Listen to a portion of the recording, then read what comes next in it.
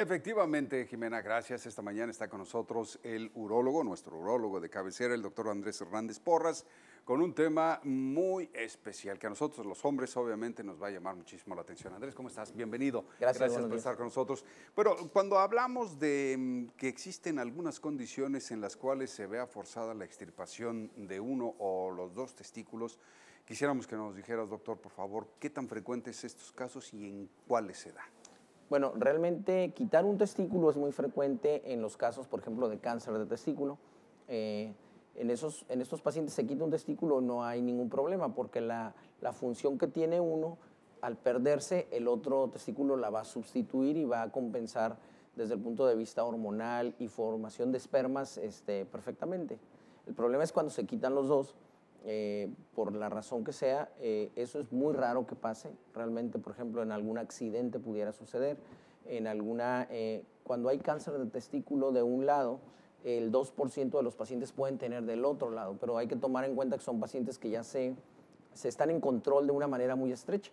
Entonces, cuando encontramos un tumor que se está presentando en el otro lado, bueno, se puede quitar el puro tumor y eso hace que se conserve el testículo. Entonces, no es tan fácil quitar los dos testículos. No es tan frecuente que se llegue a dar esos casos. Así es. ¿Qué pasa, por ejemplo, si esta condición se da en un niño, por ejemplo, que está en pleno desarrollo, está creciendo? ¿Es visible? ¿Se da el cáncer testicular en niños? Sí se da, pero por ejemplo en los niños muy pequeños, cuando nace un niño normalmente debe de tener los testículos en las bolsas, en la bolsa escrotal.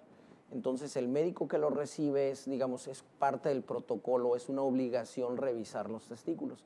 Si los testículos no están en las bolsas, entonces se le da un año para que los testículos bajen. Después de un año, si no bajan, hay que operar al niño y bajar los testículos.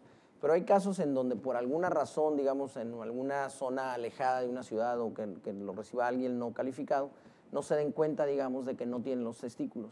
Y si los testículos son intraabdominales, o sea que no bajan ni siquiera a la parte de la ingle, esos testículos quedan perdidos y con el pasar del tiempo se puede, al darse cuenta, obviamente esos testículos ya no funcionan, están totalmente atrofiados. En esos casos, en los niños sí estaría indicado quitar los dos testículos. Cuando están en el abdomen y digamos que tenemos un desarrollo relativamente adecuado y es antes de los 6 años de edad, esos testículos deben de bajar. Obviamente esto no es una regla, se debe de individualizar y revisar a cada paciente, digamos, su caso, pero sí normalmente se operan y se bajan.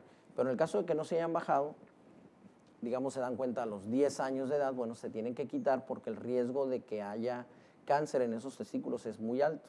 Y en estos niños, la falta de hormonas que proveen los testículos, obviamente va a influir en su desarrollo como hombre. Entonces, lo que se tiene que dar es hormonas externas, un suplemento hormonal, para que sus características masculinas se desarrollen, más no digamos, la fertilidad obviamente pues no se va a llevar a cabo porque ya los testículos ya se quitan. Se perdieron. Bueno, entonces, desde el punto de vista de secreción hormonal, va a tener que vivir el resto de su vida con una terapia de sustitución. Así es. ¿Cómo le hacen, doctor? Porque me imagino que estas hormonas sustitutos finalmente son artificiales.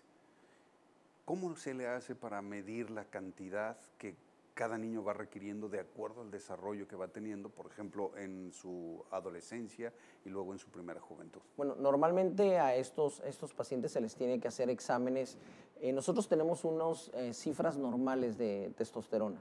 Entonces, el paciente, si nosotros le damos X cantidad, tenemos que tener un control de laboratorio para saber que estamos en esa cifra. Y también vamos a ver clínicamente si el niño está desarrollándose, digamos, el vello púbico, lo que llamamos características sexuales secundarias, vamos a ver si la están desarrollando. Entonces, el control, específicamente hablando, es la dosis que se le da tiene que ser avalada por el resultado del laboratorio, porque si no nos estaríamos yendo a otro extremo, entonces estaríamos dándole o de más o de menos y no serviría de nada. Entonces, esa es la manera. Hay muchas maneras de administrar las hormonas, hay inyectables, hay tabletas, hay gel, pero independientemente de la forma, las más adecuadas son las de depósito, obviamente que son inyectables y se pone cada 3 meses, porque no agredimos tanto al niño y obviamente pues digo, no es tan doloroso, pero pues también el niño no se le olvida de que está con un tratamiento, no le estamos, digamos, recalcando que tiene un defecto, ¿no?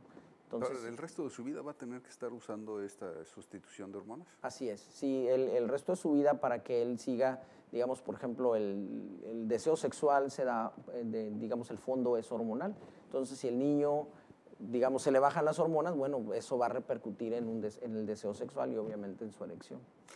Alguna pregunta del público, doctor, nos pregunta, bueno, ¿y este tipo de personas que están sujetas y que dependen de terapia hormonal, es decir, de testosterona, si no se les aplica, podrían en un momento dado confundir su sexualidad y convertirse en homosexuales? No, realmente no. Digamos, su convicción es otra cosa. O sea, eso ya, digamos, pasaría a otro término.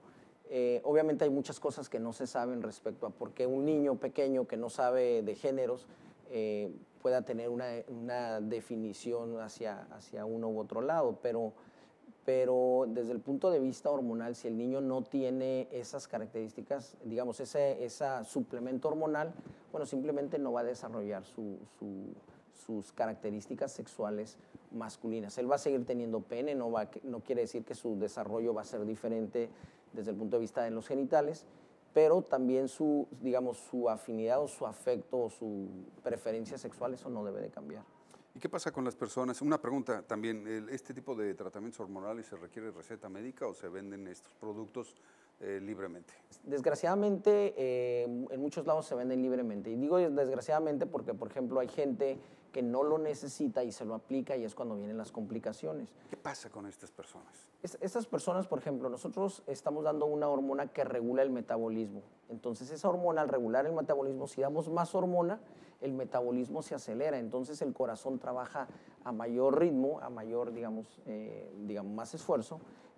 Hay más desarrollo muscular, obviamente, pero también el corazón es músculo, entonces hay más desarrollo muscular a nivel del corazón. Y obviamente estos pacientes, cuando no lo necesitan, después lo van a tener que necesitar porque ya la producción endógena o la producción propia se pierde, porque el cerebro asimila de que está recibiendo una hormona externa. Entonces, por ejemplo, ese aumento de rendimiento los puede llevar a un infarto. Cuando los suspenden el medicamento los lleva a disfunción sexual, los testículos se hacen pequeños, el pene se hace pequeño, entonces sale contraproducente, ¿no? O sea, más desarrollo muscular por fuera, pero realmente por dentro no. Ay, Dios mío, doctor, ya se nos acabó el tiempo, pero una última pregunta rápidamente. ¿Disminuye la producción de la testosterona con la edad?